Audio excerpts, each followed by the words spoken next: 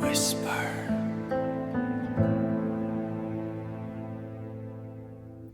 អង្គុយម្នាក់ឯងសម្លឹងមើលមេឃធំក្នុងចិត្តចេះតែចំបែងតើស្គាល់ស្នេហ៍ពិតថ្ងៃណាឃើញគេមានគូបណ្ដាគ្នាគ្រប់អាត្មា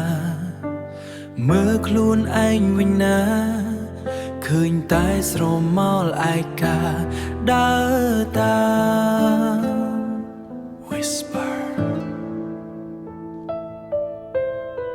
ស្រមៃម្នាក់ឯងថាមានស្រីម្នាក់ក្បែរកាយរូបរាងស្រស់ស្អាតឆើតឆាយចិត្តល្អ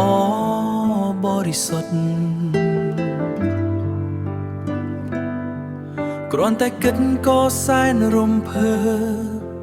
ក្នុងអារម្មណ៍ហាក់មានក្តីសុខ Long and high notes តើពេលណាទៅតើពេលណាទៅទើបបានជួបស្នេហ៍ពិតតើស្រមោងអតីតតាមដល់ពេលណាចង់បានស្នេហ៍មួ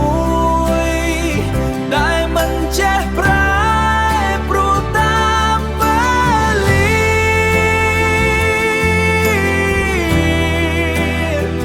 ចង់បានមនុស្សម្នាក់ដែលយល់ចិត្តគ្នារួមសុខរួមតុងលោកស្រី Slowly fade នៅតែរងចាំទោះយូរប៉ុណ្ណាក៏ចាំបានសូមត្រឹមតែបានជួបរយ៉ានជួបស្រីកល្យានជាគូពិតប្រាកដមិនមែនត្រឹមយល់សពមិនមែនត្រឹមការស្រមៃចង់បានស្នេហ៍ពិតក្នុងជីវិតថ្មីតើថ្ងៃណាទៅ